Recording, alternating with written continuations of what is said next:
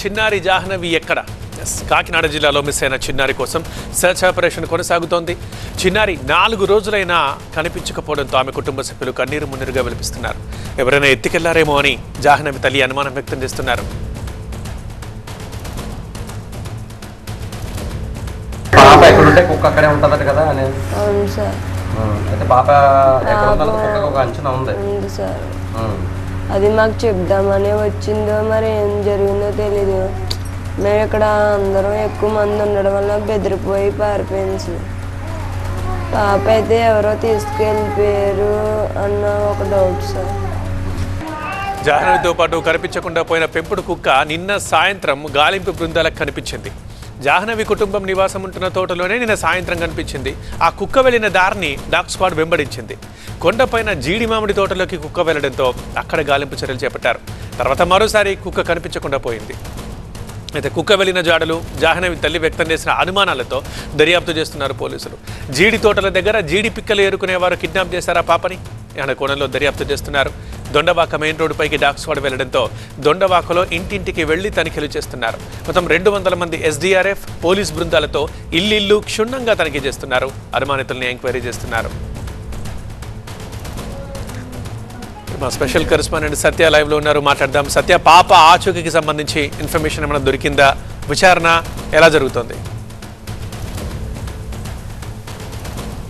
ప్రస్తుతం 4 రోజులు గడిచింది. చిన్నారి జాహ్నవి కోసం తల్లి ఆ విధంగా ఎదురు చూస్తున్నటువంటి పరిస్థితి. అయితే 3 రోజుల తర్వాత చిన్నారితో పాటు మిస్ అయినటువంటి పెంపుడు కుక్క కూడా నిన్న తిరిగి వచ్చింది. అయితే తిరిగి వచ్చిన క్రమంలో తల్లి ఆనందం వ్యక్తం చేసింది. తన కూతురు కూడా తిరిగి వస్తుందన్న క్రమంలో కుక్కని పట్టుకునే ప్రయత్నం చేసినప్పటికీ కుక్క తల్లిని పట్టుకుని లాగేయడంతో అక్కడి నుంచి అక్కడ ఉన్నటువంటి స్థానికులు బంధువులను చూసి మళ్ళీ పరారైనటువంటి పరిస్థితి. దాని వెనక పాప తండ్రి కూడా పరిగెట్టుకుంటూ వెళ్ళారు, పోలీసులు కూడా వెళ్ళారు. డ్రోన్ వేసే క్రమంలో ఒక్కసారిగా వర్షం రావడంతో పెంపుడు కుక్క కూడా అక్కడే పక్కన ఉన్నటువంటి జీడిమామిడి తోటలో మిస్ అయిపోయినటువంటి పరిస్థితి. అంటే చుట్టూ కూడా జీడిమామిడి తోటలు ఉన్నాయి, ఎందుకంటే పామాయిల్ తోటలు ఉన్నాయి.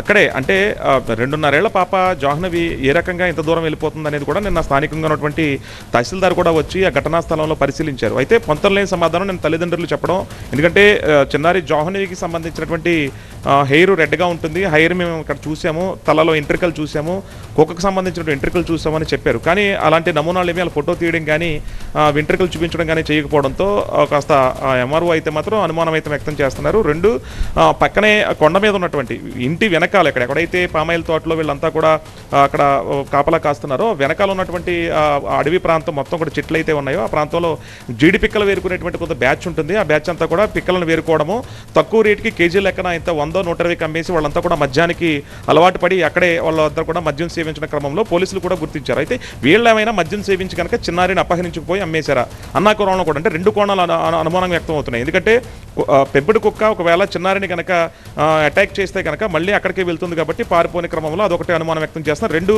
జీడిమామ తోటలో ఉన్నటువంటి ఎవరైతే ఈ జీడి పిక్కలు వేరుకునేటువంటి వ్యక్తులు కానవచ్చు, 3 కుటుంబ సభ్యుల వ్యవహారానికి సంబంధించి అంటే తల్లి కనీటి పర్యంతం అవుతుంది, తండ్రి కూడా చిన్నారి కోసం ఎదురు చూస్తూ ఉన్నారు. కానీ పాపనే అంటే మిస్ అయిన ఒక అరగంట క్రితం కూడా పాప వెళ్ళిపోయే క్రమంలో మళ్ళీ తండ్రి తీసుకొచ్చి దింపేయడం, అక్కడి నుంచి మళ్ళీ చిన్నారి మిస్ అవ్వడం మీద కూడా పోలీసులు ఫోకస్ పెట్టారు. డ్రోన్ కెమెరాలు అలాగే ఎస్డీఆర్ఎఫ్ సిబ్బంది కూడా మొత్తం అంతా కూడా జీడిమామిడి తోటలోనే అక్కడ ఉన్నటువంటి మొత్తం అంతా కూడా జల్లెడ పడుతున్నటువంటి పరిస్థితి. 200 మంది పోలీసులు పైకి ఇప్పటికే ఎస్పీ కూడా స్పందించారు తప్ప ఎస్పీ స్పాట్కి వెళ్ళకపోవడం, అలాగే స్థానికంగా ప్రభుత్వ అధికారులు కూడా ఇప్పటికే సీరియస్గా తీసుకోవాలి కానీ సీరియస్గా తీసుకోలేదని మాత్రం కుటుంబ సభ్యులు చెప్తున్నటువంటి పరిస్థితి అయితే ఇక్కడ ఉంది. ఈ రోజు మాత్రం స్థానిక ఎమ్మెల్యే దివ్య వచ్చి కుటుంబ సభ్యులను పరామర్శించారు తప్ప ప్రభుత్వం ఎందుకు సీరియస్గా తీసుకోవట్లేదు చిన్నారి జాహ్నవి విషయంలో అయితే మాత్రం ఆరోపణలు అయితే వినిపిస్తున్నాయి.